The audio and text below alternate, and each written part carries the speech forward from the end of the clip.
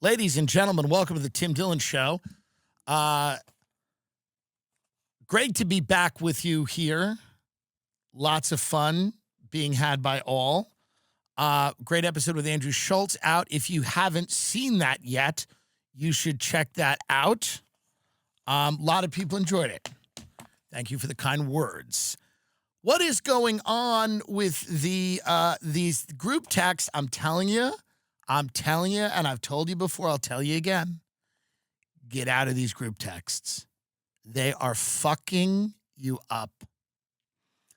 They're fun when you're 23. As you get older, you have to extricate yourself from the group text, by the way. You have to severely limit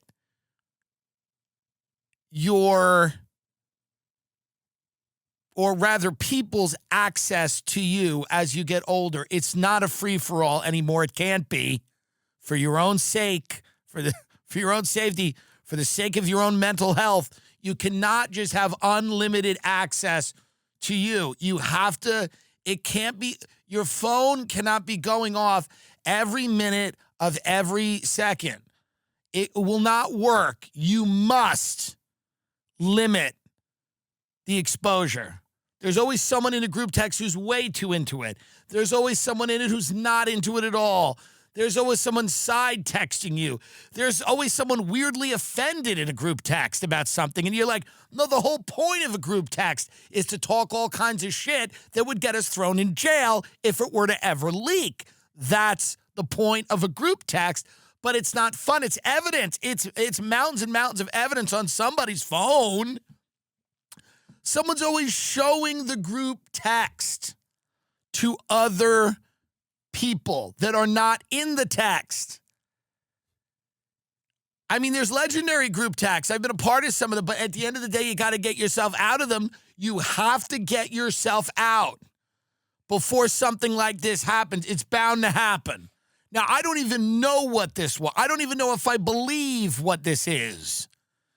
That the National Security Advisor, this guy Mike Waltz, added Jeffrey Goldberg of The Atlantic to a group text where Vance, Gabbard, Hegseth, and others on Signal were talking about military plans. Number one, why am I not in it? Why am I not in it? I'm friends with two out of those people. I'm friends with Vance and Gabbard. Why am I not in the text? I could be hilarious in it. All the time I'd be funny, and I wouldn't add anyone into it. Apparently, this journalist, Jeffrey Goldberg at The Atlantic, who's a massive, critic of the administration, is in this group text on Signal, and they're all texting the plans for the, what are we even? The Houthis. We're bombing the Houthis, and I'm bullish on that. I like that because the thing about the Houthis is no one really cares. We're not committed. We're not going to be. The thing about, we need to bomb someone. We need it. We need it now. We've needed it. We need it. We'll need it in the future, always and forever. We need to be bombing someone. We just need to. There's nothing to do if we're not. There's nothing to do if we're not. The Pentagon's got a budget of like $1 quadrillion. What do you do when you sit down to work on Monday morning? If you are not launching an attack at someone, there's genuinely nothing to do. There's nothing to do if you're not at war with someone somewhere. You gotta be. And the Houthis are a decent target because they move around a lot. They're on the sea. They're disrupting trade. They're doing things. They're like lovable little scamps. I mean, they're not lovable per se. But one of them, that hot one was. Remember the hot one? They compared to Chalamet, that guy. And they're doing a lot of stuff on social media, the Houthis. I think that's what they're mostly doing. I think they're just posting, really.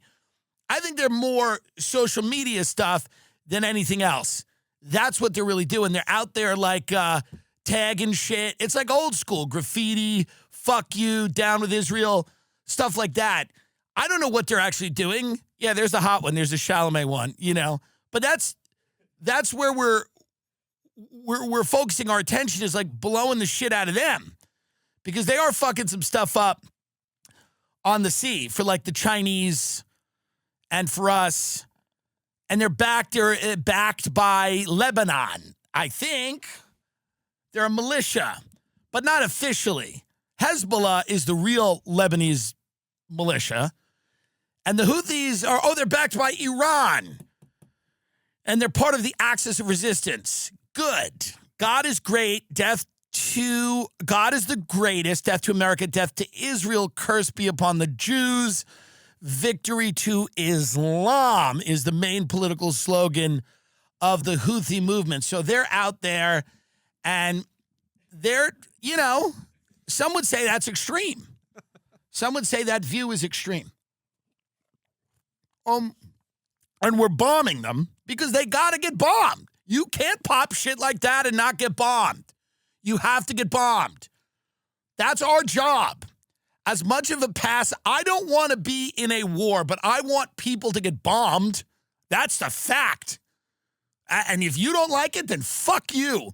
I want people to get bombed because without that, they will piss in our face. We have not made a good movie in fucking forever. We have nothing going on. We have to bomb people to just get attention now. There's nothing left. There's nothing left here in this country. So that's it. And if people pop shit, they have to get bombed. But we shouldn't commit troops. We shouldn't, no regime change. Stop building malls there. None of that works. Just bomb them from the skies. Rain hell on them. Whatever. It's fine. If they want it. They want it. That's the whole point of it all. They do that. We do that. It's a whole thing. It needs to happen. No one's suggesting that it's not happening. Everyone in this government's doing it. We'll do it. Bernie, AOC, you listening, if you were in it, everyone would do it. There's nothing else to do. What would you do? You'd get into the government. You'd go, you go to the government, you order lunch. They go, all right, that'll be here in about 45. You go, cool. You wash your hands a few times. Then you're going to start drone striking people. There's nothing else to do. There is not one other thing to do at all, except steal a little money from old people. They're running out of that. So you have to bomb people. And you got to talk about it with the other people in the government. Because that's literally your job. There's nothing else to do. Where's Frank? I don't know. We're bombing them at noon. And you go into the text and you go, we're triangulating on their position. We're going to bomb them. And then you eat a salad. You're eating a salad while you're doing this. You're texting the group chat about the bombings. Because there's no other way. Don't even imagine, don't even entertain there being another way. There's no other way. So you're bombing them, and you're sitting at your desk, and you just ordered, and literally you can look at your secretary and go, what is that salad I like? It's Mediterranean. It's from it's Mediterranean. That salad I like, but I don't want. They put too much onion. I don't want that. And then she orders it for you. And then in the group text, you say, we're going to bomb them at 2 a.m. our time. And, so here's what it says, right? This is what the text says. VP, building collapse, had multiple positive ID. Pete, Carilla, the IC, amazing job. JD Vance goes, what? I feel like he doesn't know what's going on. Michael Walls, typing too fast. The first target, their top missile guy. We had positive ID of him walking into his girlfriend's building, and now it's collapsed. JD Vance, excellent. CIA director, a good start. Some other guy, Michael Waltz, fist, flag, fire. Good job, Pete, and your team. Michael Waltz, the team in MAL did a great job as well. SM, great work, all. Powerful start. Pete Hegseth, might be drunk. CENTCOM is on point. Great job, all. More strikes ongoing for hours tonight, and we'll provide full initial report tomorrow. But on time, on target, and good readout so far. Susie Wiles, Trump's chief of staff. Kudos to all, most particularly those in theater and CENTCOM. Really great, God bless. Steve Witkoff, that real estate developer who's trying to organize a Middle East peace deal. Prayer hands, muscle, two flags.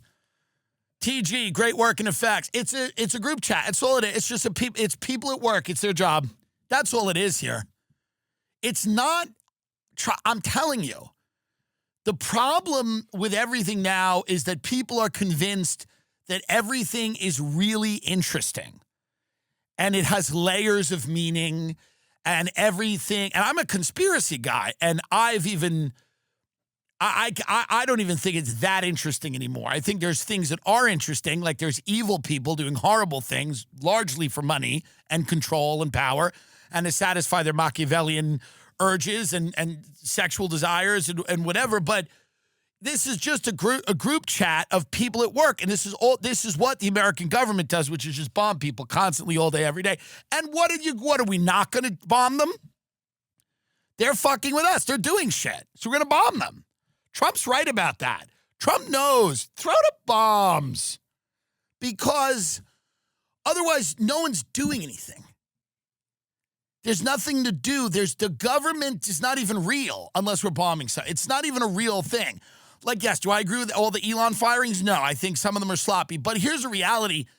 A lot of it's just not even real. Like, these people don't have jobs and they don't even exist. They're not even real, and they're being paid for by tax dollars to create these things that aren't real, that don't exist. So in order for our government to exist, we have to start bombing people. And then people are going to talk about it. It's just like if you worked at Chipotle. Is it the L-E at the end? Because some people pronounce it the other way. I agree. It's Chipotle. You're texting about, that she's a cunt, that dirty bitch.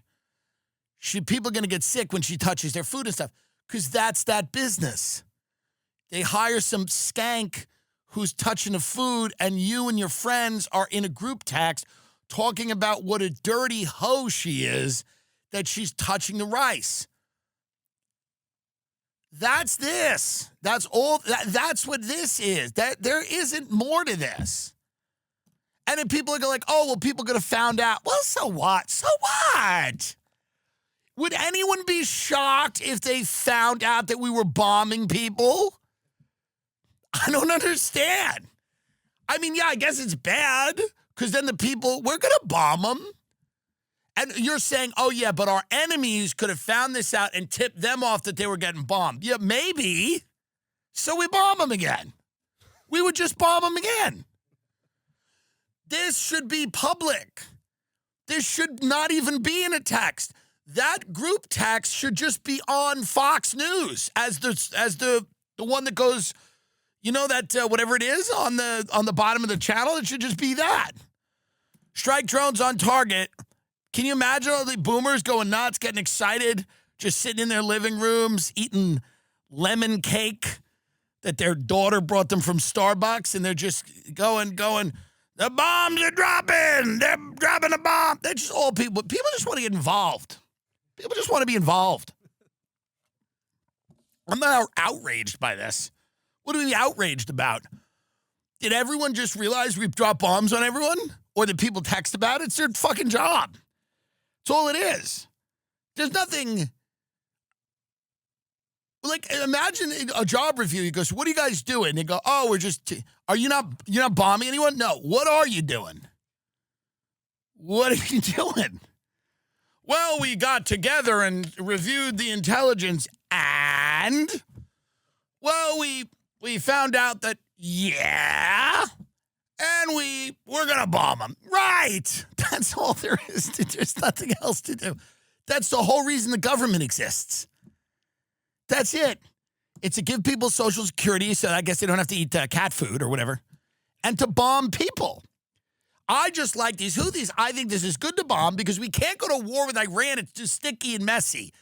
And they have allies like China and Russia. But no one cares about the Houthis. The Houthis are an expendable group of people who are just out there, and Iran doesn't really care about them. They just go, yeah, fuck shit up. And then you'll get bombed by America. And Iran's like, they're not going to bomb us. They bomb you. And the Houthis, this is all part of the show and part of the fun.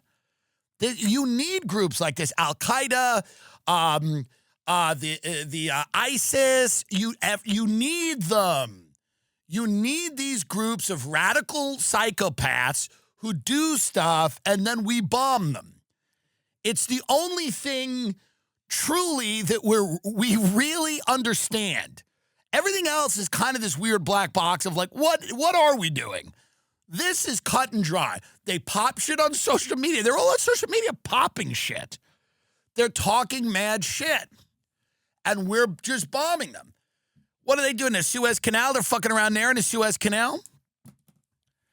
Yeah, because as much as we talk about it, we can't go fuck up Greenland. All those people are white.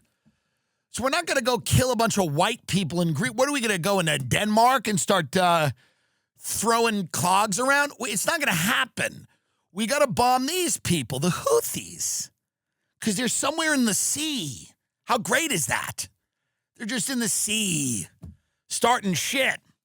I love Helix. Everyone in my life goes, what are these beds? Why are they so comfortable? And I go, because they're Helix. It's the best. Go to helixsleep.com/TimD. I mean, listen, here's the deal. People with the Apple Watches, they go, oh my God, I'm sleeping better. All of these things. People are like, my back pain has gone away. The night sweats, all of that.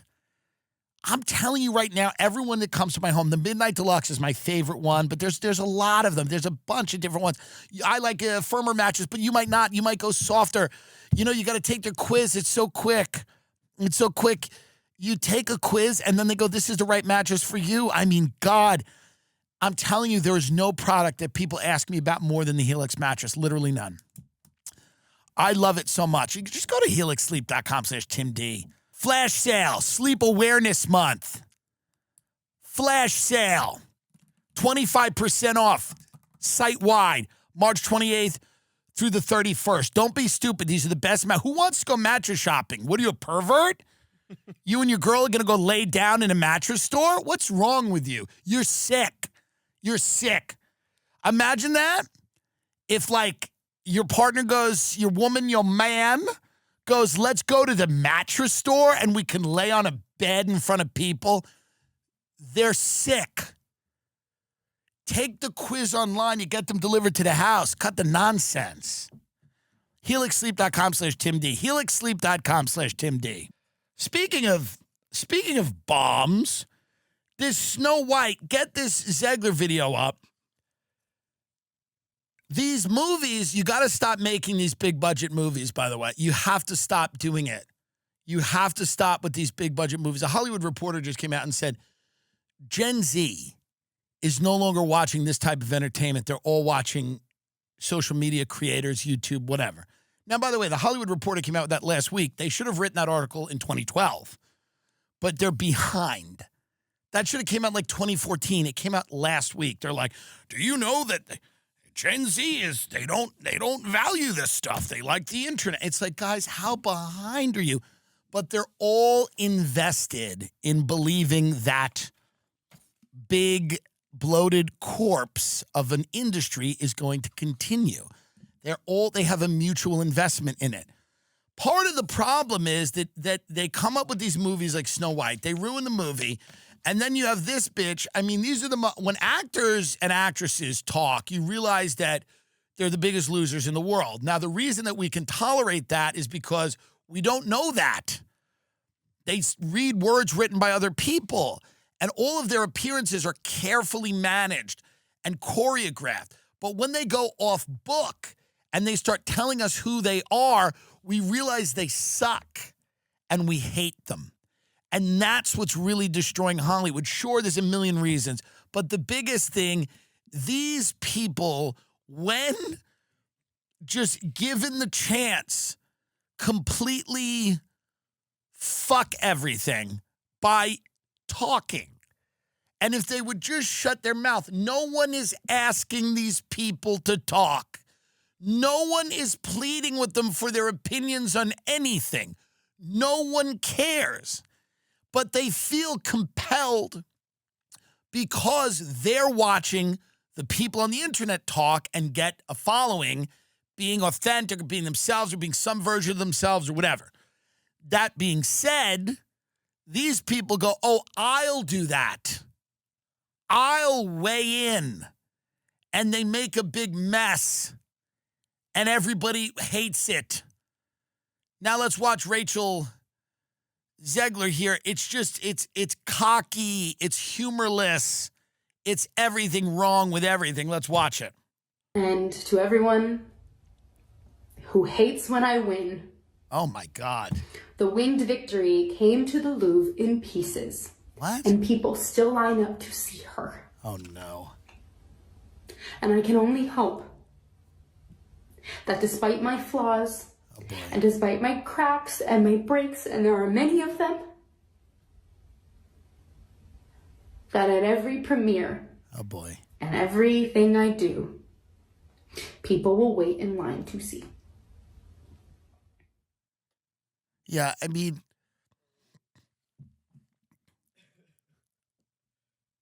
someone has to put her in a cage. Someone has to put her in a cage. I mean, there's no other way to say it. She should not be allowed out if she's going to behave like this while she has a movie out. You have to put these people in a cage. If you cannot keep your mouth shut, you have to get locked in a cage. Until we put a lot of money into this film. We put a lot of money into this film, and if you cannot participate in the promotional rollout, we're putting you in a cage.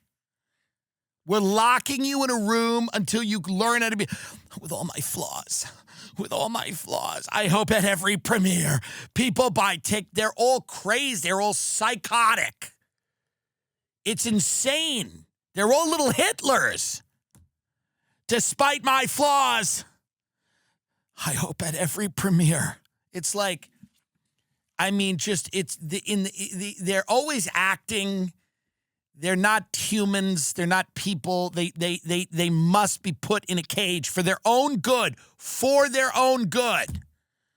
Here's the guy whose dad produced a movie. You really want to do this? Yeah, my dad, the producer of enormous piece of Disney IP with hundreds of millions of dollars on the line, had to leave his family to fly across the country to reprimand his 20-year-old employee for dragging her personal politics into the middle of promoting the movie, which she signed a multi-million-dollar contract to get paid and do publicity for. This is called adult responsibility and accountability, and her actions clearly hurt the film's box office.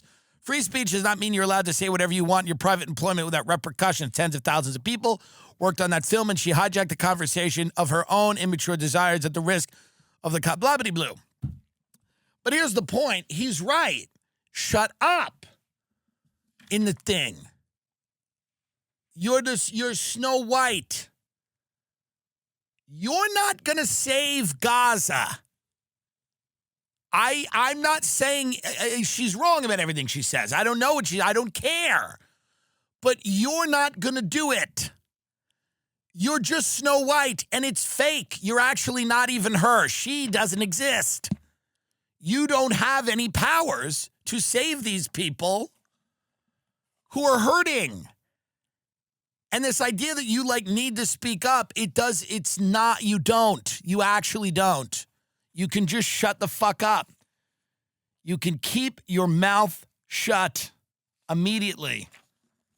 That's what I would say. I would say the movie's coming out now, and I put everyone in, I would get everyone in an office, and I would say, hi, so we spent all this movie on Snow White. We spent all this money on this movie, Snow White, and it's about to come out. And if you open your mouth at all about Gaza, okay, or about trans suicide, I'm gonna come and I'm gonna kill you. I'm gonna come to your house. I'm gonna kill you. Do you understand that? I'm gonna come to your house and I'll kill you. If you talk about trans kids hanging themselves or Gaza in the middle of the Snow White rollout, the production, here's what I want you to talk about. I love the movie. It's beautiful. What a story, and I'm so glad we get to retell it and reintroduce it to a whole new generation of children. And then I know you're going to want to say more. And you're going to go, and speaking of children, and I'm going to go, shut up. Shut up. Speaking of children, shut up!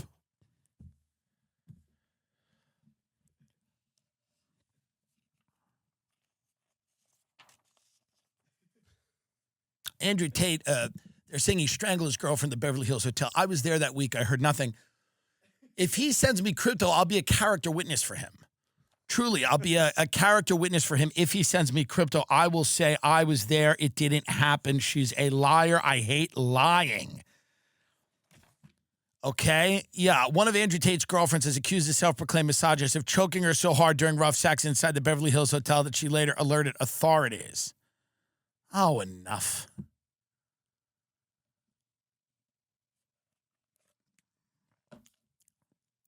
You're very lucky to get choked at the Beverly Hills Hotel. You're very lucky to get choked at the Beverly Hills Hotel. I think it's the entitlement that people have. That ain't a cheap room. That ain't a cheap room to get choked in.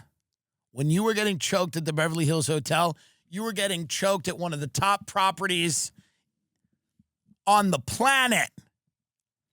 I don't know why he doesn't go to Dubai. I don't know what he's getting into here. This is not going to be good for him. Go to Dubai. Go to Dubai. Choke in Dubai. I don't understand. I don't understand why you wouldn't just go choke people in Dubai. I love Armra. It's something that I wanted to talk to you about for a long time. I mean, from seed oils to stress, toxins to pollutants, the modern world is screwing with our health at the cellular level, leading to exhaustion, brain fog, digestive issues, and more. But here's the thing. You don't have to settle for feeling like garbage 24/7. Armra colostrum is nature's health hack, packed with over 400 bioactive nutrients that fortify gut integrity, strengthen immunity, revitalize hair growth, fuel stamina, elevate focus, and help you function like a human again. It's just that thing that it optimizes you.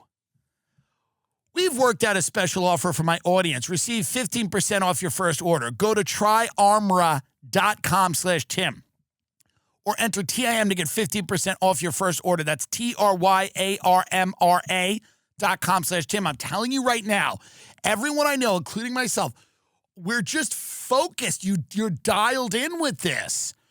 You're dialed in. It's like an update on the phone. It's like you're updating your phone and you're like, whoa. Because you start and you're like this. You're like, oh. That's how most of us are going through life, like snuff, like. But then you take this and you're like, yeah, with Ninja Sword, kill everyone. All right.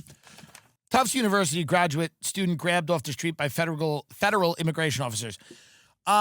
This is part of this new push to disappear these people that were participating in these campus protests. Let's take a look at this. I'm not for this. I also am not for, I wasn't, no one asked, no, I didn't vote on letting any of these people into the country. No one did, by the way. But I'm certainly not for removing people that have a differing opinion. That is free speech. I don't think that's the right way to go. Do I think it's a problem that we have a lot of foreign students in America and we don't care about the American ones? Yes, absolutely I do. But let's watch this disappearance.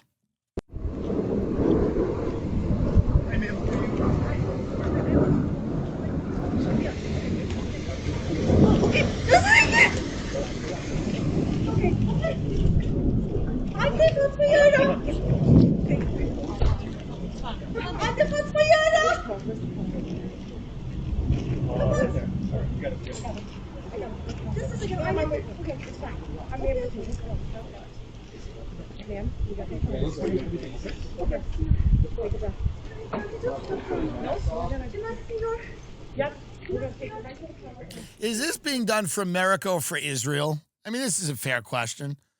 Is the United States government now just taking edicts and orders from Israel?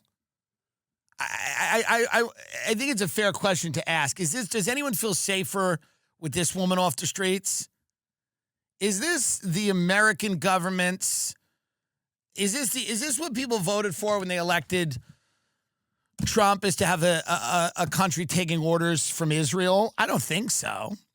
And now, I'm sure me and this woman would disagree on lots of things. And I'm very, very much a proponent of strict, tight immigration controls. But she's a legal U.S. resident. She participated in pro-Palestinian protests as a legal U.S. resident. Her arrest follows the White House's crackdown on what is classified as anti-Semitism on U.S. campuses. What is this? And does anyone feel uncomfortable with this? Does anyone feel weird that anti-Semitism can now get you deported if you are a legal U.S. citizen? Is that odd? What other isms are coming? I don't understand this. I think people that commit crimes, it's a different story. But to speak out against an ally of America should not be grounds for someone to be deported. And we look right now like we are doing this at the behest of Miriam Adelson and the big billionaire donors that have been very good to both parties in America. I couldn't think of anything that would feed Jewish conspiracy theories more than this, by the way. I could not think of it. If you wanted Jewish conspiracy theories to kind of, slow down, I don't know if this was helping. I don't know. If you think Israel has too much influence in our country, is this helping correct that belief? Asking. Just throwing it out there. Would this be the way if people say to you, hey, Israel runs America through donors, and you say that's silly and absurd and ridiculous? Does this happening make people more or less? Do they dig their heels into that belief more or less? That, by the way, remember when for like 4 years you could say anything about white people? Anything. Kill them. How about we genocide the whites? Fuck white men. They should die. Let's deny them health care. But there was a few campus protests for like a month. And now they're like deporting students. There was like years and years of shitting on whitey. And then no one really cared. No one's getting deported. What about the people that said negative things about, other countries? I mean, will you get deported if you're racist against Filipinos? Because I have been. And it's only because my godson, they told me he was Chinese because he was so little I couldn't tell. And I said, I will pay for his school. And then now he's Filipino. But I didn't know that at the time. And I would not have gotten involved. No shade. I just want high end. Chinese, Japanese. That's it. Now, I don't live in fear of being deported because I've said things about Filipinos. And I don't think I've even said anything terrible. But does it seem odd to anyone that people are being put in detention for being anti-Semitic? Is that good? Do we think that's good? I don't know. I'm a gay person. If someone was homophobic, I wouldn't want them deported. Is that grounds for deportation? If someone said, I hate gay people, I'd say, okay. But is that grounds for them to be deported? Doesn't this feel like it's going to a bad place? Does it feel good? Does it feel good? It feels a little bit like we're doing this at the behest of billionaire Israeli donors? No? Yes? Perhaps?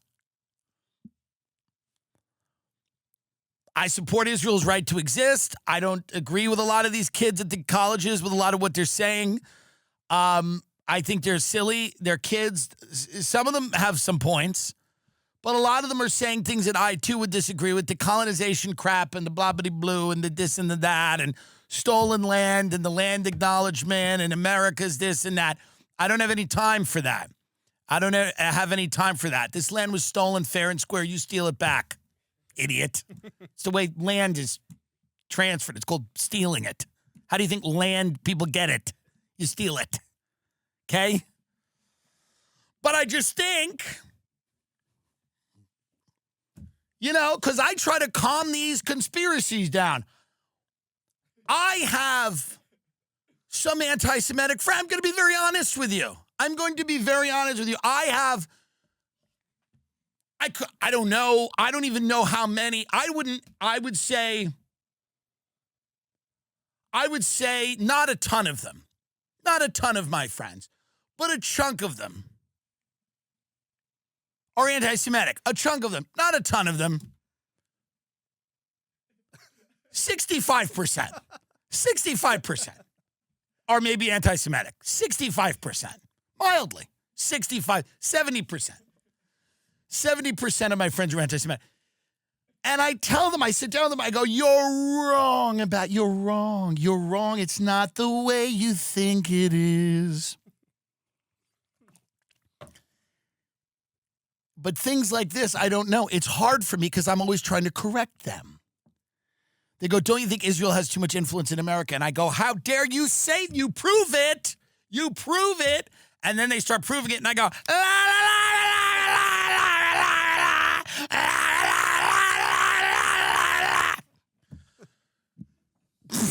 So,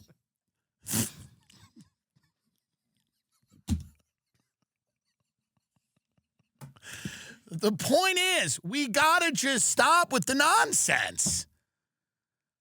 I probably hate that bitch. Not even for political views. I don't like most people. I just think, and who's the other guy? Mahmoud Khalil? I'm anti-immigration. I'm Young Bannon. That's my rap name in the underground scene. But I think we need to chill it out. Let's get Americans up. Everyone's up. Everyone's not up. Lots of people are down. And we got to get them. I'm not for bringing, but look at this bitch. Am I scared of this bitch? Let's get that up. I don't love. We're deporting her.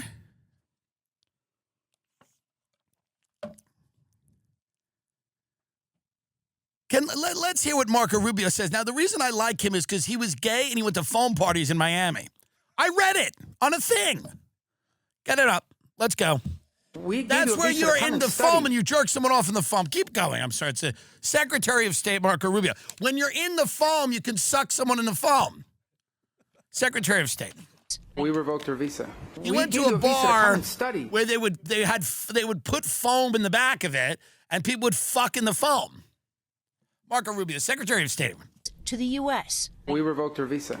We gave you a visa to come and study and get a degree. Not have opinions about the Jews. That tears up our university campuses. During the campaign, President Trump promised. Is that Miriam Allison? Interesting. She looks like a Sacha Baron Cohen character. Yeah, listen, and I went to one of these encampments, and everyone took photos with me and was very nice to me. Protests on campuses, where some Jewish students reported being harassed and assaulted. If you hate America... Yeah, listen, I don't think that we should be kicking these students out, and I don't like them. But I'm just saying, if we want to correct this idea that Israel has too much influence and power in this country, if we want to correct it, stop it dead in its tracks, okay? If we want to shut that down, I think this is the wrong way to do it. It's the wrong way to do it. Because I have friends, and they're wrong about it. And then I tell them. And they say to me, they go, Israel has too much, their lobby is too strong and too powerful, and it's actually causing the United States government to do things that are not good. And then I go, yeah? Well, show me some facts. And then they go do that, and I go, and I will always love you. Ooh, I will always love you. I will always love you. And then I say, what were you saying? I didn't hear you. I was singing I Will Always Love You by the late, great Whitney Houston. But Dolly Parton first, let's be honest. Figure it out. Figure it out. This podcast is brought to you in part by Stash. Saving and investing can feel impossible, but with Stash, it's not just a reality, it's easy. Stash isn't just an investing app. It's a registered investment advisor that combines automated investing with dependable financial strategies to help you reach your goals faster. They'll provide you with personalized advice on what to invest in based on your goals. Or if you want to just sit back and watch your money go to work, you can opt into their award-winning expert-managed portfolio that picks stocks for you. Stash has helped millions of Americans reach their financial goals, and it starts at just $3 a month. Don't let your savings sit around. Make it work harder for you. Go to get.stash.com/TAM to see how you can receive $25 towards your first stock purchase and to view important disclosures. That's get.stash.com/TIM. Paid non-client endorsement, not representative of all clients and not a guarantee. Investment advisory services offered by Stash Investments, LLC, an SEC-registered investment advisor. Investing involves risk. Offer is subject to terms and conditions. The great rewards hunt is on, so join the adventure with DraftKings Casino. For fun seekers, follow the trail to huge jackpots, weekly bonuses, and exclusive games. But the excitement is only getting started because new players can give 500 casino spins on a featured game. Just sign up with the code TIMDSHOW, TIMDSHOW, and wager a minimum of $5 to receive 500 casino spins on a featured game. Only on the most rewarding place to play, DraftKings Casino. The crown is yours. Gambling problem? Call 1-800-GAMBLER. In Connecticut, help is available for problem gambling. Call 888-789-7777 or visit ccpg.org. Please play responsibly. 21 plus. Physically present in Michigan, New Jersey, Pennsylvania, West Virginia only. Void in Connecticut and Ontario. Eligibility restrictions apply. New customers only. Non-withdrawable casino spins valid for featured game only and expire in 168 hours. See terms at casino.draftkings.com/promos. Ends 4/27/25 at 11:59 p.m. Eastern Time. United Kingdom outlaws the non-domicile tax law. United Kingdom has announced it will scrap a 225-year-old rule that has allowed many of its richest residents to pay hardly any taxes on their vast foreign earnings. You live in the UK, you have a business in somewhere else, Kazakhstan, India, whatever, you're making money, they want you to pay taxes in the UK. Smart people, who I disagree with all the time, like Scott Galloway and Kara Swisher are out there going, Scott Galloway's going, well, a lot of my friends are leaving the UK because and I go, yeah, because they're being taxed and they don't want to pay these taxes, so they're leaving, and I'm sure that's true. But also, Scott, but don't you understand why you can't create something that isn't a country? None of those people feel they're not living in the UK because they care at all about the culture of England. They see it only as a financial opportunity. And when Steve Bannon says that's no good, you all go, hey, it's a fascist, Nazi, racist, But the reality is, if you look at a country as only an economic zone, then if taxes go up, you get the fuck out. This is why you can't destroy a common culture and replace it with a financial architecture so that people are only participating in an economy and not an actual country that has an actual culture. I'm not saying these taxes are just or unjust. But if taxes are the only policy you're thinking about in a country, I'm not saying they're unimportant, they're incredibly important. But this idea, these are the same people that when I listen to them, they talk endlessly about the dangers of nationalism, the dangers of seeing a country as a nation that has a distinct history and culture. Doesn't mean that it's racial. Doesn't mean that it's religious. It shouldn't be. But it's a distinct idea of what a culture is, and the idea that the UK has completely thrown that out. They don't care about it at all.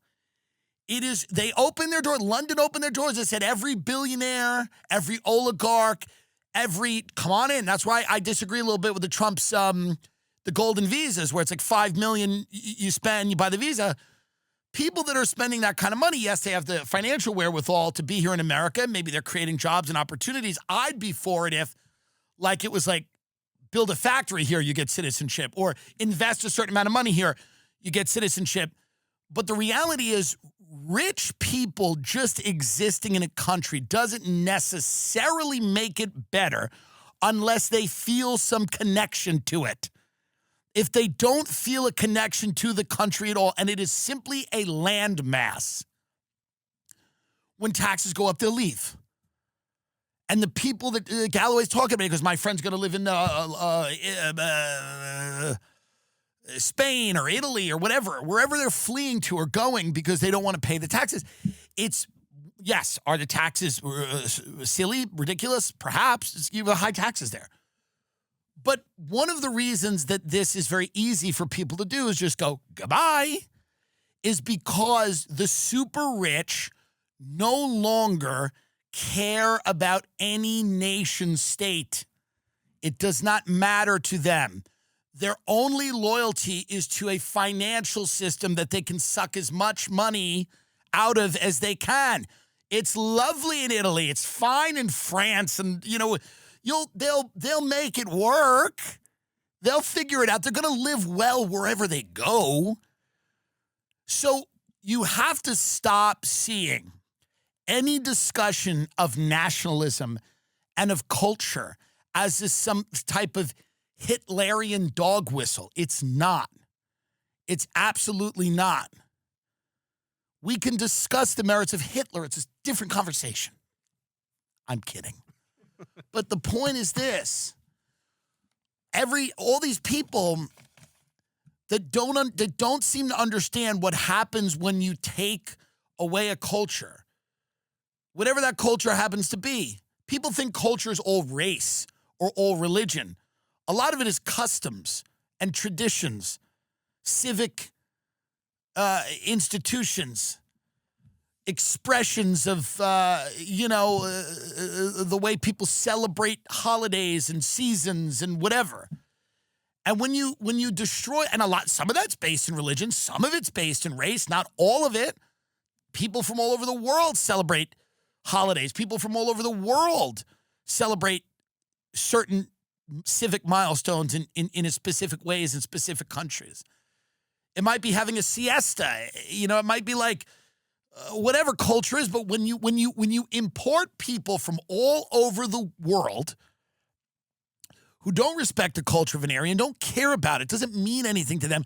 They are only there to suck money out, to put their kids in good prep schools that you cannot afford to send your kids to. And then the minute it gets harder for them to exist, they get up and leave. So, I think there has to be a recognition and an understanding of the fact that, like, while we shouldn't be deporting the chick at Tufts, because that's not what we should be doing, we also need to let her know that she's not here to make America into whatever she thinks it should be. That's the reality. Sorry, it's not, you're not here to do that.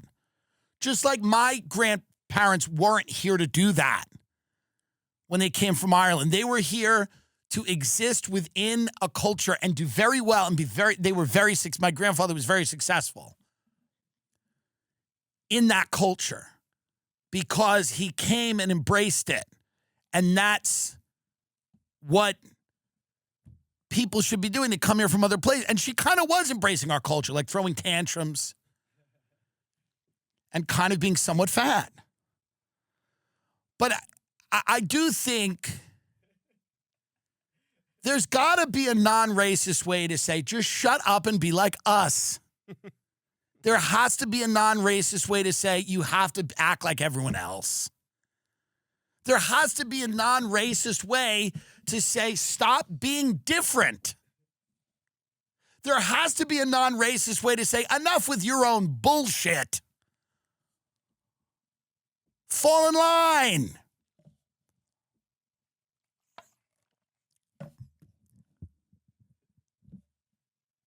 I went to a furniture store the other day, and a guy said to me, that table's $80,000. I said, well, that's way out of my budget. He goes, it's rosewood.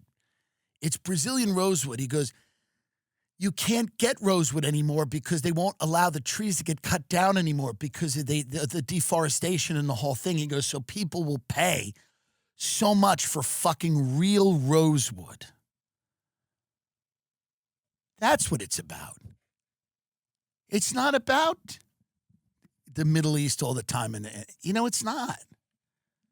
It's about that life is precious and rare and fleeting. So we shouldn't be disappearing these people because I don't want to keep having these arguments with my friends where they're like, everyone in the government is like crazy Zionists and I'm like, that's not true. I'm like, name the people that are, and then they start to do that, and I'm like, I come from a land down under, It's just, I don't want to have to keep having these conversations. On a hippie trail, head full of zombie. They're like, are you going to listen or not? I met a strange lady. She made me breakfast, or made me nervous. She took me in and gave me breakfast. I don't know. Is this a dangerous person? Or her ideas maybe not great. I don't know. Yeah, it's probably a lot of Kill Whitey in there. She's probably got a lot of Kill Whitey going on. But are we I don't think we should throw her in the truck. Make her work at the mothership. Make her work at the mothership. Don't deport these people. Make them work at let them see the best of America. Here's a not so well kept secret that the insurance industry does not want you to know. Insurance companies profit by holding on to your premiums and reserves longer, so they may be motivated to delay or deny claims to keep funds invested. Morgan & Morgan fights hard to bully these bullies who are using your money to make them richer, as they often deny and delay payments that you are owed. Insurance companies try to prevent insurers from knowing the at-fault party has insurance, making it seem like they must pay the compensation when it's actually the insurer covering the cost. When Morgan & Morgan takes on a case, they're almost always going after the deep-pocketed insurance companies, not the individuals at fault. These corporate bullies know the name Morgan & Morgan, which makes a difference for their clients. In Florida, a client received $12 million after the insurance company's best offer was just $350,000. In Pennsylvania, a client was awarded $26 million, a staggering 40 times the insurance company's original offer of $650,000. Morgan & Morgan is America's largest injury law firm for a reason, and that's because they fight against big insurers and their tricks. Hiring the wrong firm could be disastrous. Hiring the right firm could substantially increase your settlement. With Morgan & Morgan, it's easy to get started, and their fee is free unless they win. Visit forthepeople.com/Tim or dial #law #529 from your cell phone. That's forthepeople.com/Tim or dial #law #529 from your cell phone. This is a paid advertisement.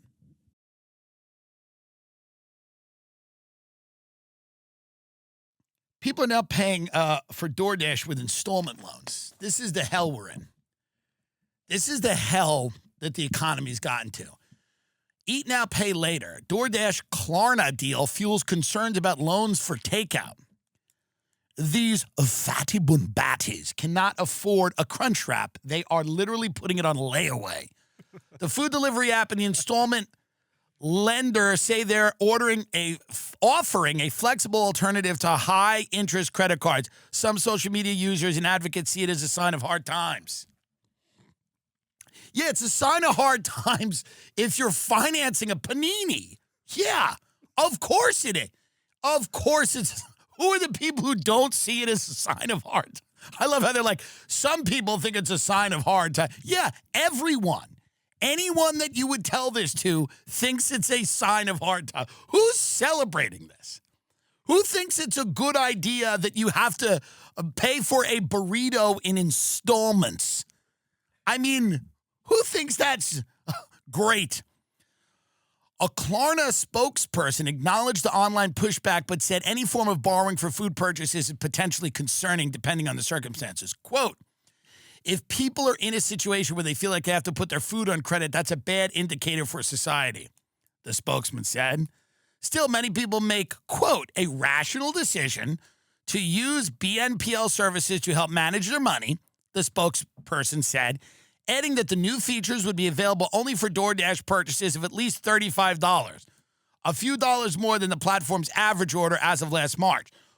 Wherever high-cost credit cards are accepted, consumers should be able to choose a zero-interest credit product instead.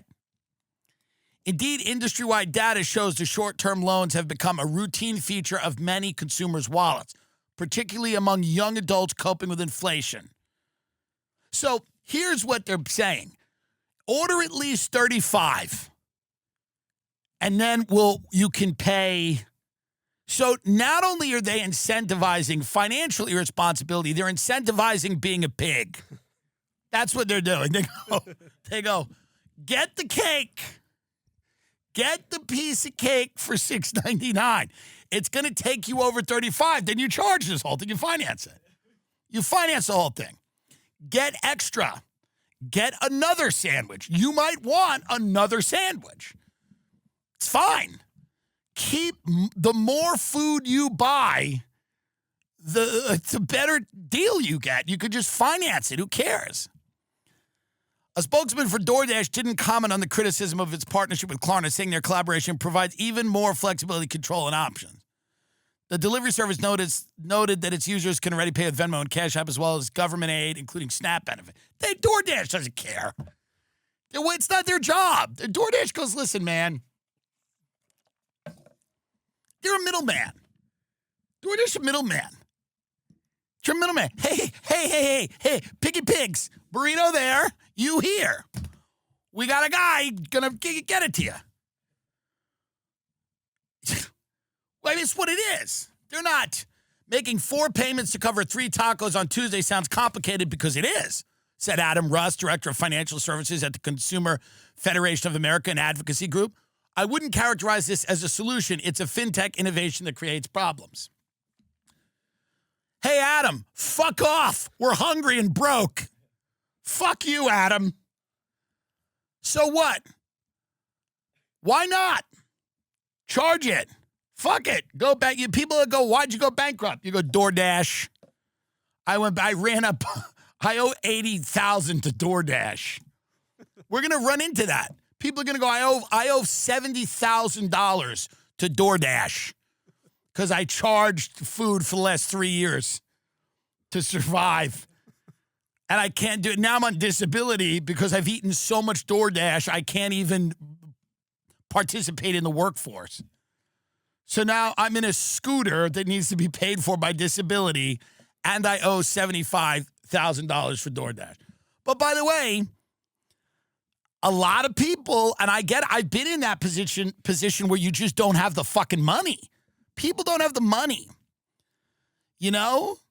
That's what it is. People need to eat. They don't have the money. You know, I mean, what are you going to do? You could go to a store, I guess, and cook it. That's not American. It's not American. Think about being broke and cooking, how depressing that is. Think about being poor and in your kitchen with the thing like this, with the pan. It's not American. America is about being a delusional psychopath. It's like, that's what it's about. It's not about being a rational person that makes, America's about being a nut job all the time. So, like, you order burritos, you charge them, you scream and yell in your house, you live stream to no one. I'm fucking... You coach, you become a life coach. You tell them that they don't know. Be like, it's all about the hustle, it's about the grind. They can't see that you're living in squalor, your own filth, you know. You're like, yeah, fuck yeah, man. I'm going to fucking crush it today. Monday, coffee. Yeah, the coffee. I got the coffee in my mouth. And then you go nuts, and then you order a burrito, and then you charge it. And then you're fucking completely, you're 40 grand in debt. You try to change your name. You cut your cock off. You throw it in the street. You become trans. You're like, I don't owe that fucking money. You go, I think you do. And you go, stop dead naming me. You attack a TSA agent. You bite him in the neck at LaGuardia. That's what being an American is. It's not making eggs in Europe. What? That's not it. Being an American is about going into debt, developing an alternative persona, becoming trans, and then attacking a TSA agent on drugs. Get up, Dank Demoss. Get up, Dank Demoss. Dank Demoss is all of us. All of us are Dank Demoss. They came for Dank Demoss, and I said nothing. And then,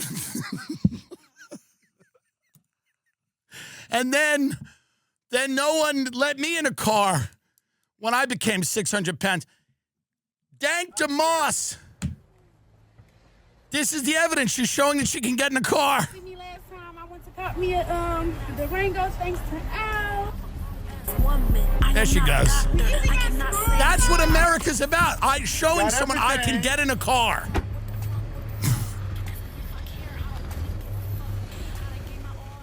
Don't you dare deport Dank Demoss.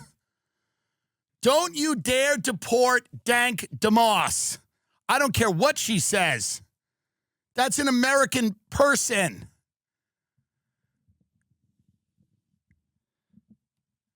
She's already been approved for the DoorDash card. She has a gold card. She's platinum. Dank Demoss is platinum. DoorDash, platinum. Yeah, get a little heat. Let's hear a little heat. Oh! Why hoes be mumbling? Pay fat queen. These bitches under me. Worry about who? Which one gon' bother me? I done lost my mind. I think I left it at home. I ain't fighting to the top. I Young put my name on the DoorDash. phone. I've been chosen again. If she wants more, she a fan. If I lose $20, I'm just gon' up shit again. I be mentoring these bitches when I rap, it makes sense. Bitch, I made it on my own. Y'all had to suck 3 dicks. I ain't jumping for these niggas, and I stand on that shit. I can outsmart This a is the killer, United ain't no scaring me, States. bitch. It's a beautiful country. Get it out of here. It's a beautiful country. It's a beautiful country. It's a beautiful country. And why shouldn't you be able to DoorDash a burrito in this country? In this country? Why not? They're DoorDashing burritos while bombing people in the group text. Why would you not be able to do that?